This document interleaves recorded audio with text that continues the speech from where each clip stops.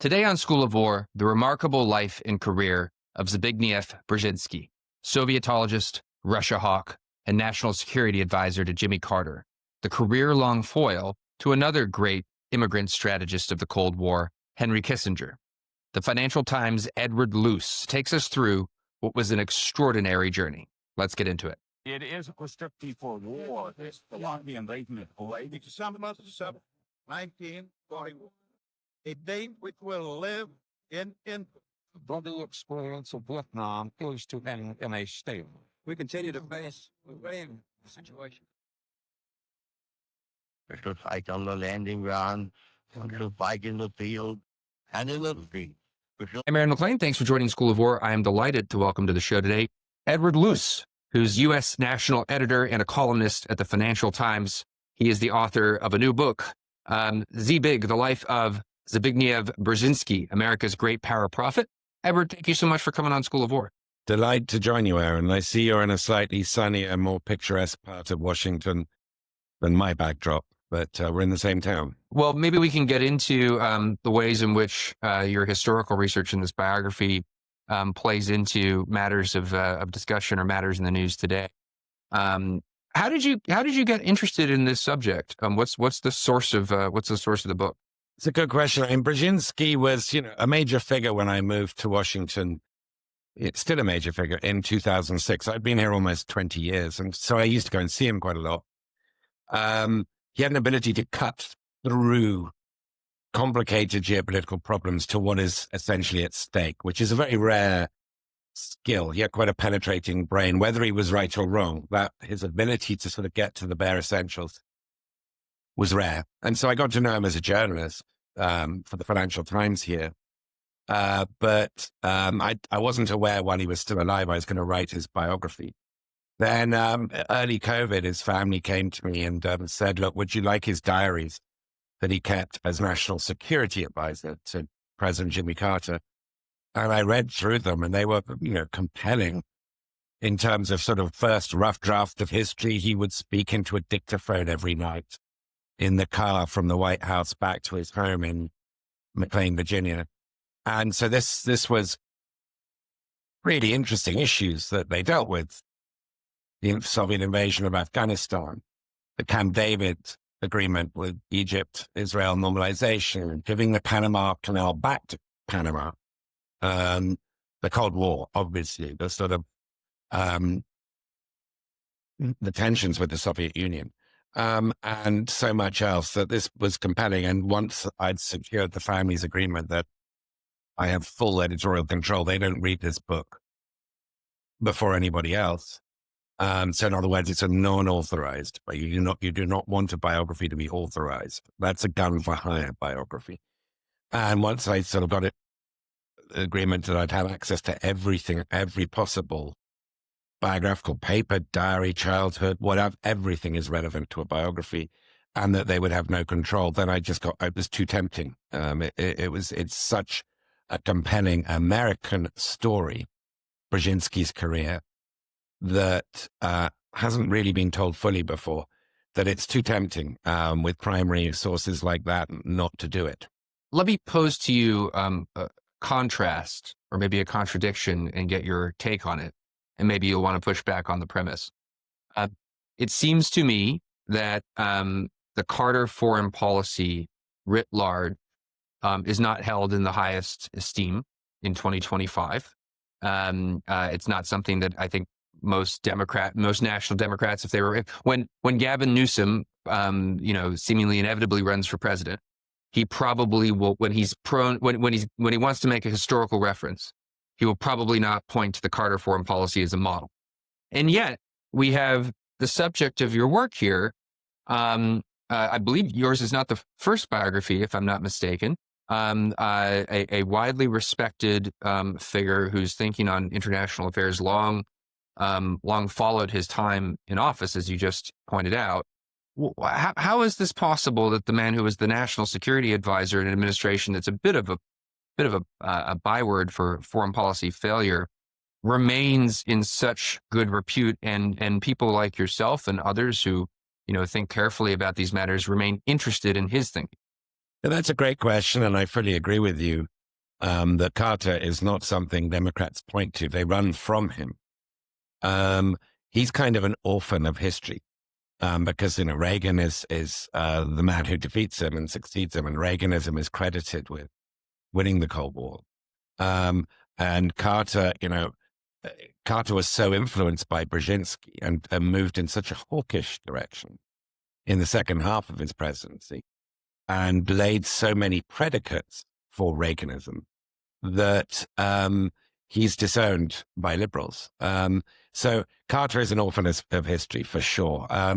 Brzezinski is a significant figure because he was one of the sort of grand strategists, really, of the American Cold War, and his influence and his impact go way before the Carter administration, and they post-date the Carter administration. And it is worth emphasizing that Reagan twice approached Brzezinski to be his own national security advisor. It never really got to the formal offer stage because Brzezinski realized it just wouldn't work. But to Reagan, Brzezinski was like, he looked the part, he sounded the part. And Reagan, recognized that the nuclear modernization that was happening in the early 80s, that the restoring of defense spending that had been cut during the Kissinger-Nixon years by 40% in those 8 years, with Ford Kissinger terms, that Carter had restored that spending pretty much completely in 4 years. And, had the boycott of the Moscow Olympics, the support for the Mujahideen now looks very controversial in retrospect, but the support for the Afghan uprising against the Soviet invasion, all of these are things that Reagan inherited. And so, you look at Brzezinski's career as a strategist, and particularly his weaponizing with Carter of human rights behind the Iron Curtain, stimulating national resentments against Moscow not just in Poland, but in republics of the USSR, the Georgias, the Tajikistans, Ukraines. That this was a sort of strategic legacy in American foreign policy that bears taking very seriously. And so, you're right. There's been one biography of him, a very good one by Justin Vez, a French diplomat. But it was an intellectual biography, not a full life biography. And I believe that Brzezinski deserved a full life biography. And it's a pretty cinematic life. You go from being born in 1928 in Warsaw to dying, May 2017, a few months into Trump. That's quite a span. That's quite a narrative arc, as they say. And it's just an extraordinary story. It does sort of seem that Kissinger and Kissingerism is the great foil to Brzezinski's career, as you indeed point out, and that it's not quite a sort of Democrat-Republican or Reagan-Carter even distinction that really matters as a driving tension in his career, but rather this sort of ongoing tangle with the Kissinger worldview. And both men, of course, you just alluded to it, but let's get into the details. Both men are sort of shaped by their and their families' experiences of the Second World War. Kissinger, of course, is in New York City as a young man at the start of the war, but a Jewish family that has fled Europe. Brzezinski also is in North America, but from a Polish family. Talk about his family and talk about how the war shapes his worldview. It's a very important, part, like in anybody's life. The early years are formative. And for Brzezinski, they were watching his homeland from the safety of Montreal, where his dad, who was a Polish diplomat, had got posted as consul general a year before the outbreak of the Second World War. A few days after the notorious Munich Agreement was signed between Chamberlain and Hitler, the Brzezinski family crossed the Atlantic, and Zbig, the young Zbigniew, is 10 years old, arrive in Montreal, and 10 months after they arrived, the Second World War began. And the Second World War, of course, the real theater of it for the whole first year was Poland and that part of Central Eastern Europe. And Brzezinski listens with his dad to Radio Warsaw every night, to destruction of the streets he knew, that he grew up with, and people they knew. The Nazi-Soviet pact sort of divided Poland. It was a vivisection between Moscow and Germany. And this was this idea of what I call wounded Polishness was a searing experience for the young Zbig. And his diaries at the time are fascinating. He's a preteen and then an adolescent, but he's got this very detailed grasp of what's going on the other side of the Atlantic and writing about it every day. So, that's a motivating boost for what gets him into geopolitics and into Sovietology once he's of age after the Second World War, and it's quickly replaced by the Iron Curtain and the Cold War.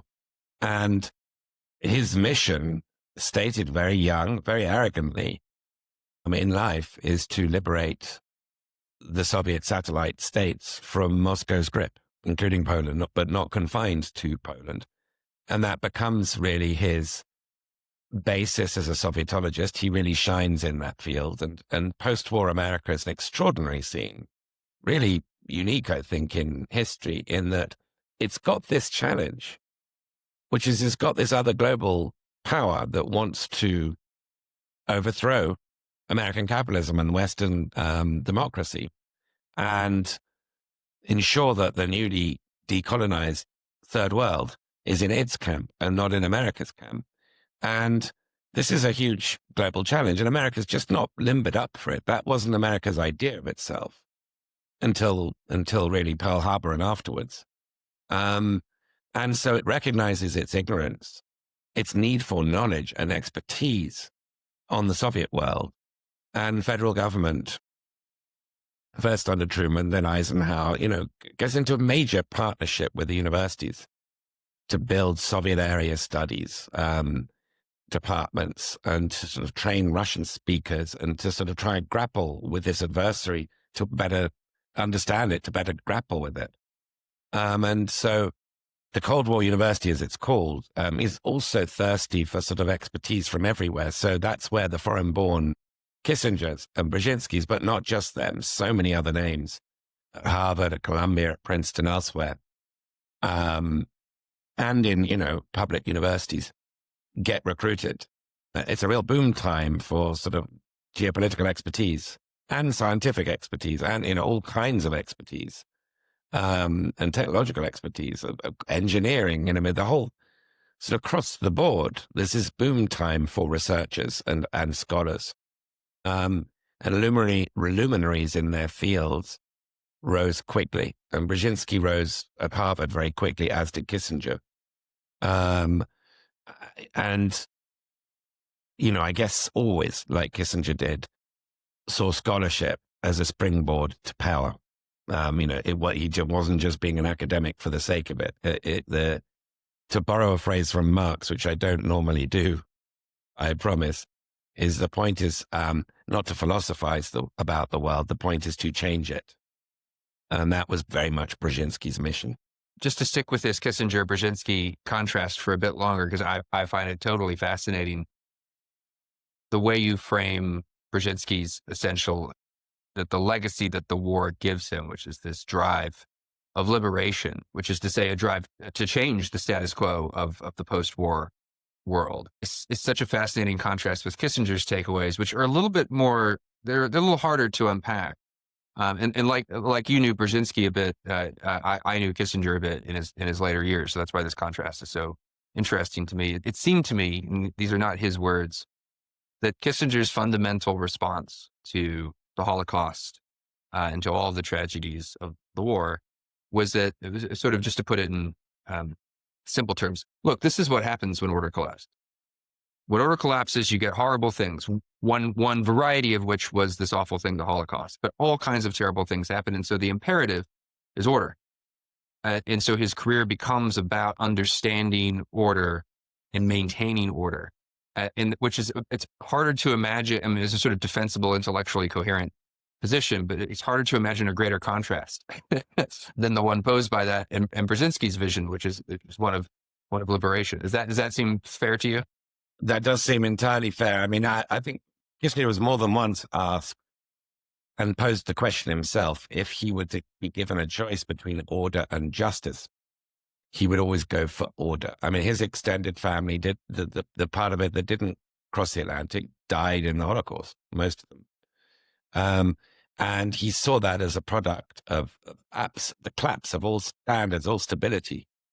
Quite rightly, I think that indeed was only possible with the collapse of the previous order. And so his quest was always, and he did it through he was a diplomatic historian, so his great work, really, what made his name, was a book in the mid-1950s called The World Restored, which was about the 1815 Congress of Vienna, Metternich and Castlereagh and all these big figures that brought the Napoleonic Wars to an end and established a stability, rules of the game between the great powers, the four great powers, really, which is Britain, Tsarist Russia, the Habsburgs, and the Prussian. And then the French were added in once they'd sort of reconstituted post-Napoleon. And that kept the peace till 1914, by and large. By 20th century standards, it kept the peace.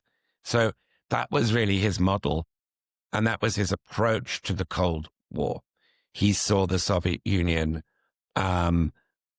particularly in a nuclear age, as a country with which you had to have some understanding, some modus vivendi, some equilibrium, because the Soviet Union was going to be around, indefinitely. It was here to stay. And Brzezinski took a very different view. He was never actually posed the question between order and justice, but I think he would have gone for justice. He took Polish perspective, which is of injured pride and of the need to restore independence from Moscow. And so he studied what he called the Soviet Union's Achilles heel, which he saw as its nationalities, not just the captive nations, so-called, as they were then called, of Poland, Hungary, Czechoslovakia, Romania, and so on, but also the republics within the USSR, which were national republics, the Ukrainians, the Georgians, the Tajiks, etc., and that America should weaponize. And he wrote this in 1950 initially, by the way, when he was at McGill in Canada. America should recognize the unharnessed power of these nations' resentment of rule from Moscow. He famously asked, does anybody speak Soviet? Nobody speaks Soviet. There isn't a national identity that computes with Soviet. And so his idea was to stimulate the small powers.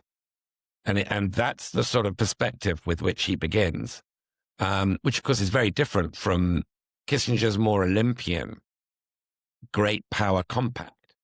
And that produced very different Cold War strategies. I do think they have something in common. And I did talk to, Kissinger was generous with his time for this biography. Brzezinski died in 2017, and Kissinger, as you know, died in November 2023. And then my last interview was actually after he turned 100 in 2023, coherent. And he said, look, we did have things in common. And one of which was a sense of the essential tragedy or the potential tragedy of human events, that never goes away, and the thinness of civilization. And so, they weren't ideological opponents. They were tactical, strategic, sort of rivals and frenemies, whose relationship, whose dialogue, really, it's kind of like Jefferson and Adams. This spans decades. It's an extraordinary dialogue. It is striking, too, that it's the one who's the Sovietologist, that is to say, the one who spends his days and it's his serious work, understanding the insides of the Soviet regime, who is, the relatively more hawkish one. Now, I guess sort of a chicken and egg question. Is it the Sovietology that makes him more hawkish? It seems like some of the hawkishness precedes that. But on the other hand, you have the diplomatic historian and the sort of the more, the person who thinks in probably terms of, whose research is about broader categories of state action over longer periods of time, who traffics in the sort of the realism and the more abstract questions of order. It seems non-accidental. Yeah, I mean, Kissinger's history of diplomacy, really from the birth of the nation state in 17th century Europe to today in his day, the 90s, when he wrote this, the book Diplomacy. It's a classic. And it's really good up to the point when Kissinger sort of intrudes on the scene and Nixon intrudes on the scene. There was a great headline, one of the reviews was "From Metternich to Me." So he loses objectivity towards the end. I don't think Brzezinski was capable of writing such a book. He was more of a specialist. And I don't think Brzezinski was capable of the kind of diplomatic wunderkind sort of acrobatics and skill and, deception that Kissinger brought to his diplomacy into these negotiations, whether it's in the Middle East or with Moscow. But what I would say about a comparative, and, of course, this is a little bit reductive. They were both complicated figures, but if you're going to compare them, then I'd retreat to that old, not retreat, I would reach for that old Isaiah Berlin comparison between the hedgehog and the fox. The hedgehog knows one big thing, how to protect itself. The fox knows lots of things, is very cunning and versatile. And that Isaiah Berlin category of hedgehog and fox was often applied to Winston Churchill being the hedgehog. He got lots of little things wrong. Well, not so little things wrong, but he got India wrong. He got Ireland wrong. He got the First World War military tactics pretty wrong. My mother's Australian, so the Gallipoli recollections are still alive and well down there. Yeah, well, and that's on Churchill, right? Your mother every good Australian will know that. And he got the gold standard wrong when he was Britain's Chancellor of the Exchequer, but he got the one big, really transcendent issue correct, and that's the existential nature of the Nazi fascist threat. Correct when the Foxes were mostly on the side of Chamberlain. They'd got all the other stuff right, most of the Foxes. And I think if you sort of transpose that on the Kissinger-Brzezinski and the Cold War alone, which was the big issue of the time, then Brzezinski's the hedgehog and Kissinger is the fox. And I do think history sort of bears that one out when you look at what it was that led to the unraveling of the Soviet Union, and why treating the Soviet Union as a temporary power that was inevitably going to unravel, and therefore taking steps to accelerate that unraveling, was the better Cold War strategy than one that assumed it was a permanent feature of the landscape and should actually be, I would hate to use the word appeased because it's so loaded, but should not be provoked within its own sphere of influence, which was really the Kissinger approach. Right. And if that, again, to speak in highly reductive terms that can be overdone or over-applied, if the Kissinger vision is sort of an attempt to reorient American Cold War strategy, because of course in the late 40s, the Kennan view, the Truman view tracks somewhat with what will become the Brzezinski view in time. Kissinger, of course, represents this sort of effort to tack in another direction and sort of impose this Metternichian, what would it look like if we could create the concert of Europe here in the 1960s and 70s, because that seems like the best solution to order. Talk a bit in contrast to the emerging Brzezinski worldview in the 50s and 60s, and also how does he think about Vietnam and these sort of controversies of Cold War policy before he's close to high office? Yeah, so that's a really interesting question and a very sort of also formative, key period of his life, his early career, really. I mean, he's made his name as a Sovietologist. He's introduced, after having been denied tenure at Harvard, he moves to Columbia and he introduces the study of comparative communism, which is really what I was sort of trying to outline earlier. It's about looking at the tensions behind the Iron Curtain and teasing them out, and looking at ways to, weaponize that as a Cold War tool. And pretty quickly as the 1960s wears on, the focus of the Cold War shifts from the transatlantic world to Southeast Asia because of the Vietnam War. And Brzezinski gets a junior position in the policy and planning department at the State Department. George Kennan's old perch, but something that's become much more obscure since then and less important. Brzezinski's in a pretty obscure position in Foggy Bottom, but he recognizes that LBJ, this is 1966, and in particular, people advising LBJ are getting more and more desperate, that LBJ is obsessed with Vietnam. It's not going well. And he needs to make a larger foreign policy speech. And Brzezinski's written this speech about bridge building and peaceful engagement to Eastern Europe. And he gets LBJ through sort of trickery, basically, which I think I nailed down pretty much bang to rights. He tells LBJ's staff that Bobby Kennedy, who LBJ dreads and fears as his main rival, is going to give a foreign policy speech the next week. And therefore LBJ, attacking LBJ's Cold War relations with the Soviet Union. But if LBJ gives this speech, then Bobby Kennedy won't give his speech. And so that's the way. And it's of course unfalsifiable, this, because Bobby Kennedy didn't give his speech and LBJ did. And that speech, was basically Brzezinski's peaceful bridge building, and it had consequences on the ground in Western Europe. The West German government fell. Vic Erhard's government partly fell because of this LBJ speech, in which he said we have to recognize post-war boundaries, borders. And that went against West German policy because a large part of Germany had been lopped off by Stalin and added to Poland to make up for the larger bit of Poland that the Soviet Union had stolen from Poland. But Brzezinski said, look, we've got to be sophisticated here, and we've got to recognize these borders, because whilst that German sword hangs over Poland and its borders, and Czechoslovakia, by the way, because there were lots of Sudeten Germans living in West Germany, whilst that West German sword hangs over these satellite states, they're never going to relax. They're never going to engage us. They're terrified of Germany. The Second World War wasn't that long ago. So this was a really big speech, a measure of sort of Brzezinski's fierce Machiavellian sort of and entrepreneurial spirit, let's put it like that. And it helped change the subject a bit. Brzezinski was embarrassed later in life by having been such a solid supporter of the Vietnam War.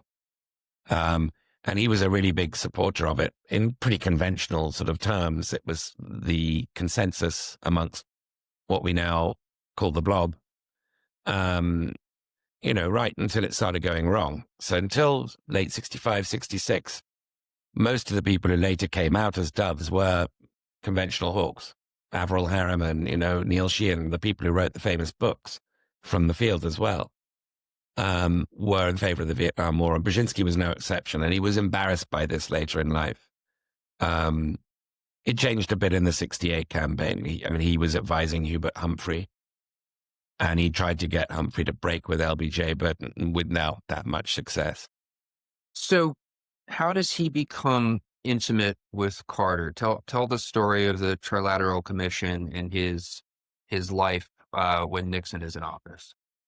Another of these just, very particular accidental stories which history has made. And, researching biography reminds you sort of how accidental some things are. And Carter, this obscure-ish one-term governor of Georgia's selection by Brzezinski to be one of the two governors that he wants on the board, well, as a member of the Trilateral Commission, which Brzezinski had set up as a rival to Bilderberg, these sort of international, not so secretive, but reputationally secretive conferences. And he'd done it with the backing of David Rockefeller. Nelson Rockefeller was, of course, the backer of Henry Kissinger. Have a great parallel. Each of them had their own Medici, if you like, sponsoring them. But they needed a governor, and he selected Jimmy Carter because Jimmy Carter was a New South, the pro-civil rights governor, but also he was big into trade, and Georgia had the state of Georgia had trade offices in Brussels and in Tokyo.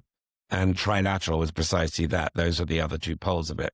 So Carter was already in 1972 planning to run in 76, and he needed to really do his homework on foreign policy. And so Brzezinski sort of became his tutor.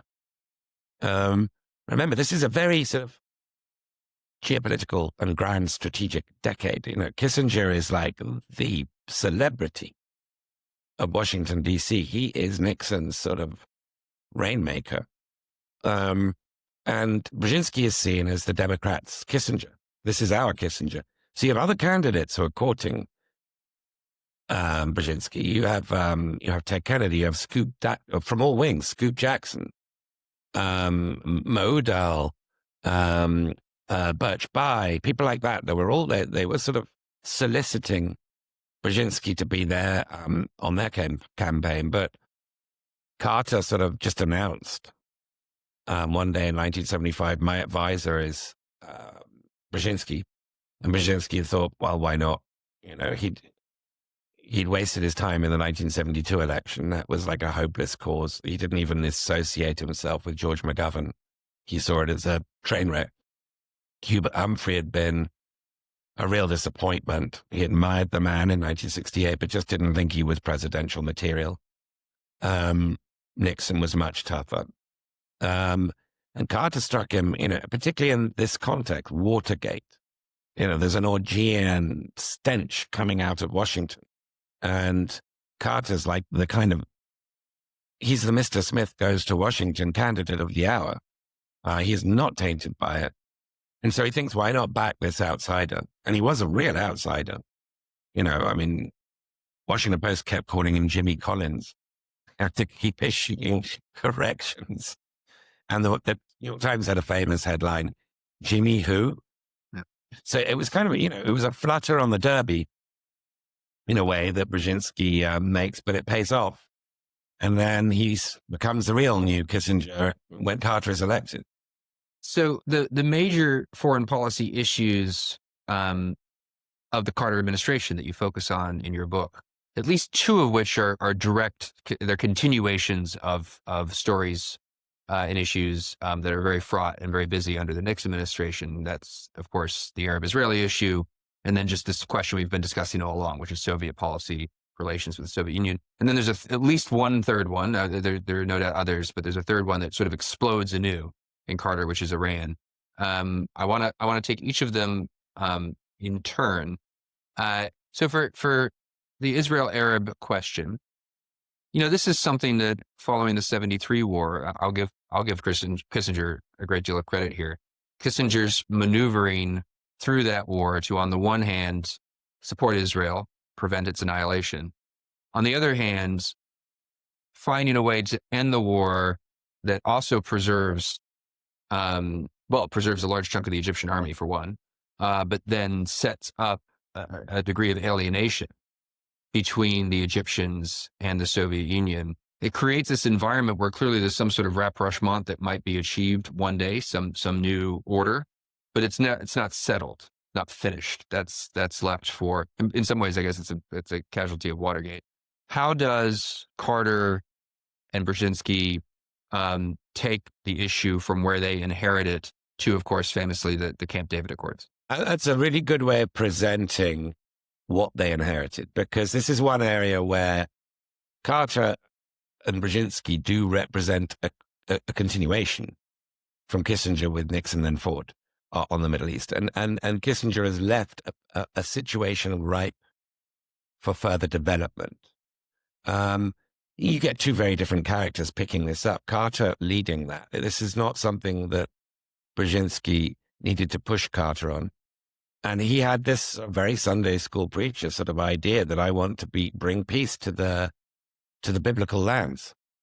Brzezinski had a slightly different motive, more Kissingerian actually, which is, look, we've got to prevent the Arab world drifting into the Soviet camp. And in order to sort of show them we're with them, we need to bring a settlement about here to the Arab-Israeli dispute. We need to drain some of the poison here. And first on the list has to be picking up from where Kissinger had sort of teed them up. and that's Egypt recognition of Israel, the first Arab normalization of Israel relations with Israel. But we need to address the Palestinian issue, not so much two-state, but they did talk about creating a Palestinian homeland, and the Camp David talks that then ensued, these 13 days of extraordinary intense negotiations between Carter, Anwar Sadat of Egypt, and Menachem Begin of Israel, does produce this agreement, two-part agreement that does kind of shock and awe the world. It's not, they had radio silence at Camp David for 13 days. Obviously no Wi-Fi or cell phones. Nothing was leaking out. And if it had, it wouldn't have happened, this deal. I mean, it's a real measure of how much more difficult it is to do diplomacy in today's world. I think to show that Camp David would not be possible. And so we get this amazing deal, the second part of which unravels, and that is namely the steps towards a 5-year plan to create a Palestinian homeland. And the unraveling of part 2 is, I think, what leads to Sadat's assassination a few years later. He's held up by radicals as being responsible for selling the Palestinians down the river, etc. But it was nevertheless a landmark deal, and Brzezinski was sort of second fiddle. He didn't drive this. This was Carter's project. Carter's micromanaged it. And Brzezinski was an able lieutenant, and the most able part of his lieutenancy, as it were, is he was the Begin whisperer. Begin was also raised in Poland, was Polish-Jewish. And so Carter and Begin really didn't like each other. Brzezinski got along with Begin, and, had long conversations with him and helped sort of diffuse moments where it could have broken down. And that's a really fascinating chapter in the Carter administration that shouldn't be forgotten, because we're on a continuum here. I mean, this is a long saga and a very tragic one on all sides, but history isn't irrelevant here, even today in 2025.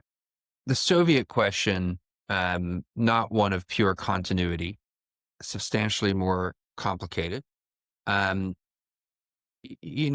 they inherit, Ford complicates things a little, but only a little. They inherit this Kissinger-driven, but very much Nixon led. I mean, there are ways in which Nixon, I think this has been corrected in recent years, but there are ways in which Nixon doesn't get enough credit for the Nixon presidency. So he's so diminished by the end of it that, we don't have a constitutional position in the United States for a prime minister, but Kissinger really was a kind of prime minister by the end of, as far as foreign policy was concerned, by the end of the Nixon administration. That said, Richard Nixon, as I don't need to tell you, had a very strong strategic vision of his own that it happened to accord with Kissinger's. So we're in this process of détente, of rapprochement, of accepting that the Soviet Union's here to stay, and there are all sorts of policy implications of that, arms control, etc. How does the counter-revolution, as it were, proceed? What are the major complications? And in particular, this issue of human rights, which was sort of anathema to the Nixon-Kissinger team, this great distraction that, early neoconservatives like Scoop Jackson keep raising to spoil all the good work that Nixon and Ford and Kissinger are trying to do. How does that fit into everything? It's, again, really interesting context here, because détente is waning. It's no longer, held up as this sort of a major diplomatic change of the weather that had been seen, as recently as 73, 74. By 75, it's not just that Watergate's poisoning domestic politics. It's the shine is going off this rapprochement with Moscow that Kissinger had orchestrated, but Nixon had very much sort of driven, as you rightly say. And you've got the rise of the Reagan right, and the Reagan right sees and depicts Kissinger-Ford as basically an appeasing administration. The Munich analogy starts coming up quite a lot, and so does the Yalta analogy. And the Yalta is applied to the Helsinki Final Act, which was concluded under Ford, in which the West does recognize all post-war international boundaries, including ones behind the Iron Curtain, but also adds in this human rights dimension that Kissinger downplayed and was actually against his will. It was pushed by some of the Western European members of the Helsinki negotiating team, and persuades Brezhnev, the Soviet leader, look, sign this. It's just small print. I shouldn't worry too much about all this freedom of movement and religion and expression. And all by itself, it's not Carter. Carter picks this up. All by itself, you get these Helsinki watch groups suddenly mushrooming across Eastern Europe. And in Moscow, you have the Jewish refuseniks. You have Andrei Sakharov. And you have some dissidents who get out, like Solzhenitsyn, the great writer, with whom Kissinger and Ford refuse to meet. He's given this dinner honoring him by the AFL-CIO in the ballroom of Grand Hotel in Washington. And Kissinger and Ford refuse to meet Solzhenitsyn because they don't want to provoke the Soviets. So the term appeasement sort of comes in. So you've got this criticism coming at Kissinger from the right. And then you've got, from the left, Carter saying, but there's this human rights. And the right is saying you shouldn't have recognized post-war boundaries, by the way. So the criticism is across the board. And you've got Carter saying, well done for negotiating the human rights bit of Helsinki. Well, for negotiating all of it, but you're ignoring the human rights bit. And you need to take that seriously. I will champion Solzhenitsyn. I will champion Sakharov. I will champion all of these people who are becoming dissident celebrities. And then you get, 1977, Spirit of the Times, Amnesty International winning the Nobel Prize for Peace, Nobel Peace Prize. So they come in, and this is a rupture. It's this very much, as you say, not continuity from the Kissinger years. And remember that Carter has partly won the election by getting Ford, who's punch drunk, Reagan attacking him from the right, Carter from the left, getting Ford to declare wrongly that Poland is not dominated by the Soviet Union and Romania is not dominated by the Soviet Union. Carter's just handed a softball and he whacks it. And that helps lose Ford the election with amongst what, we used to call ethnics, meaning like Polish Americans, Latvian Americans, etc., in swing states like Michigan and Ohio, in what was a very close election. And Carter weaponizes human rights. It's an idea whose time has come, in his words and in Brzezinski's words. And Carter's first state visit outside of America is to Poland, uncoincidentally. The immediate deterioration of relations and the sort of fear that détente will be replaced by a new Cold War, becomes the issue in Washington, D.C. And it's there are some strongly different camps in town. One of the camps is under Cyrus Vance at the State Department, he is Carter's Secretary of State. Kissinger from the outside is with Vance. He wants to preserve détente. Another camp is, of course, Brzezinski's camp, which is we must take the ideological offensive back to the Soviets. This is the first American administration, in many administrations, not to have the albatross of Vietnam around its neck, not to be on the defensive. No more apologies. We're going on the ideological offensive again. And then you've got the sort of Committee on Present Danger. You've got Scoop Jackson. You've got, the new Reagan wing, the rising Reagan wing of the GOP. You've got Jesse Helms. You've got people like that wanting far stronger, more hawkish policies. So Carter's kind of in the middle of this, and Brzezinski wins this legendary battle with Vance, and therefore, once removed with Kissingerism. This is a big rupture. And I think in winning this legendary, at the time, really dominant, if you look at the headlines, turf battle with the State Department, defeating Vance's state, Brzezinski's closest ally was Leonid Brezhnev, the Soviet leader, who kept behaving according to type, who kept breaking the spirit of détente, who was fomenting, promoting revolution and insurgencies around the world, in the Horn of Africa, in Central America, then of course in Vietnam, very nearly invaded Poland, by the way. So Brezhnev really sort of helped deliver Carter finally into the sort of Brzezinski worldview, and this sort of Sunday school Carter versus the nuclear submariner Carter that was on each shoulder, one on each shoulder. The hard-headed Carter in the second half of his administration really starts winning out, which is, to go back to what we were talking about earlier, that's where what I call the predicates of Reaganism are laid. It's in the second half of Carter's single term. Well, let's keep going with that then. To what extent is Reagan a representative of just continuity from Carter? It's certainly not the commonly held view. To what extent is it break? I mean, on this issue of human rights, you see obviously there are complicated currents here that ultimately are brilliantly expressed in that Jeane Kirkpatrick essay, Dictatorships and Double Standards, where the Reagan right, of course, is all for hammering the Soviet Union for its human rights violations. But there's a degree of frustration with the left, and the left insofar as it's represented in Carter, with constantly hammering American allies and partners for their own human rights shortcomings. And Kirkpatrick gives the sort of what I take to be the great sort of conservative articulation of the distinction. But in the end, the embrace of human rights writ large and sort of this liberal vision wins out over Carterism, or excuse me, over Nixonism and Kissingerism. How much does Reagan actually just take from Carter, and how much is changed? Yeah, Reagan and the people around him were really good at politics. No accident. He's from California. There's a Hollywood sort of element to Reagan.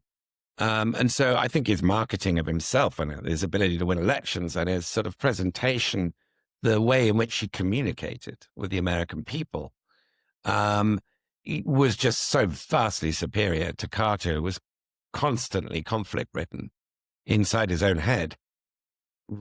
He read as much as Reagan read as little. I mean, well, you know what I mean? He was as well read as Reagan was uninterested in reading. But he was way too well read for his own good. He read everything. He was known as the grammarian in chief amongst Brzezinski's crowd, Carter, that is. There was a massive change in rhetoric between Carter and Reagan. And there was talk of the evil empire. Then there was this sort of terminology Carter would never use. So there was, and I don't want to underplay what a big shift that was. But in terms of most of the substance, what Reagan did is he picked up and continued with what he inherited from Carter. And, there were a couple of areas where he was actually more dovish than Carter, one of which pretty obviously was he had promised the farmers of Iowa that they could resume grain exports to the Soviet Union. We find echoes with today. He had to win his primary, and you couldn't win a primary by promising to uphold Carter's grain embargo on the Soviet Union. So he lifted that. There were one or two things he did more sort of hawkishly in terms of the substance, with B-1 and B-2 bombers and stuff. But he did increase defense spending, but it was from an already increasing curve. So I think history's a little bit unfair, and history tends to sort of fit trends that exist independently of administrations into administrations. But, the world also has agency, and stuff goes on regardless of who's president. And so some of the trends Reagan inherited were there. And the biggest one is that the Soviet Union was in decline. America was back on the ideological defensive. There was a sort of awakening of nations behind the Iron Curtain. Eventually, the Cold War ends in Poland with the victory of the Solidarity movement in elections there. And Moscow, Gorbachev by then in Moscow, and Jaruzelski, the Polish leader in Poland, realizing the game was up. Solidarity won 99 out of 100 seats. You could not, they might have miscalculated in agreeing to hold these elections, but once they held them, you couldn't really say, okay, we'll offer you the Ministry of Sports. So they just gave the game up at that point. This is June 1989. They just said, okay, form a government. At that point, Cold War ends. And I would trace those seeds very much to Carter. But Reagan played a huge, Reagan funded the Mujahideen as well. That really bled the Soviets. He accelerated the arms race that the Soviet Union could no longer afford. He had a bit of luck, but he exploited his luck. Contrary to his advisors in having Gorbachev from 1985 onwards, as his counterpart, and he and Thatcher in Britain, they saw in Gorbachev somebody very different. And they really they did business with him. And that was, that's down to Reagan. That was his judgment. And people around him were not advising him to do this. So I don't want to downplay at all Reagan's contribution, but I want to restore some of the undeserved. You said earlier that, Nixon, doesn't get enough credit for the Nixon administration. I think Carter gets too much blame for the Carter administration. We only have a couple of minutes left, but I want to ask you at least two questions. So I'm going to smoosh them together and then leave it to you to see how you can navigate it. I want to get your thoughts on Iran and the revolution and Brzezinski's important role in that. But I also want to ask you about his long-term legacy, the thinking he does after the administration, this famous, very interesting book, The Grand Chessboard, and the way in which it sort of points to the present day. Maybe that's the connection between the two elements of my double-barrel question. The Iranian Revolution is still something that we are dealing with today. Maybe a bit diminished since October the 7th, but still very much a force in the Middle East. And Brzezinski's just foresight and ability in some ways to sort of spookily intuit what the 21st century was going to evolve into in terms of foreign policy challenges. So take that somewhat inelegant double-barreled question as you will, and we'll close out with that. So Iran was really Carter's greatest blunder. It was his albatross, and Brzezinski plays, a pretty big role and bears a lot of responsibility for having misread Iran.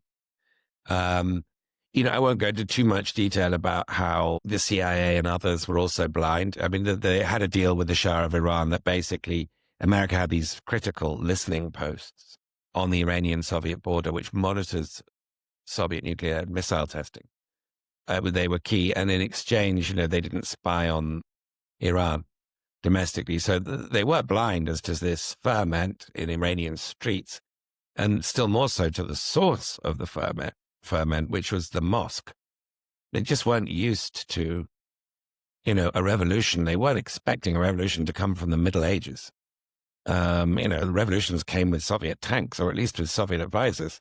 And so this was they were blindsided, and Brzezinski as much as any. And when he, after the Shah went into exile, when he persuaded a very reluctant Carter to admit that gives the Shah asylum for medical treatment, who had terminal lymphoma, what he didn't do was something he ought to have done, which is to get the Shah to renounce all claims to the Peacock throne. Because that very same Shah had been put back on the throne in 1953 in an Anglo-American coup that was deeply, deeply seminal to all Iranian politics. And I think Carter knew, as he agreed to admit the Shah without renouncing the Peacock throne, that this would immediately mushroom, or was at least threatened to mushroom into conspiracy theory. And the embassy would be stormed, which is precisely what happened, and the rest is history. And, I won't go into the failed rescue operation, but that was partially also Brzezinski's responsibility, amongst others. The Pentagon, of course, takes huge share. But, Iran helped sink Carter, and Brzezinski bears some responsibility for that. His legacy, I think, is the flexibility of all really, really good strategic thinkers. It's a key sort of element that you've got to have purpose. There's no point in having a strategy unless you've got an end goal. And whilst the Cold War lasted, that end goal for Brzezinski was ending the Soviet Union. Then it ended.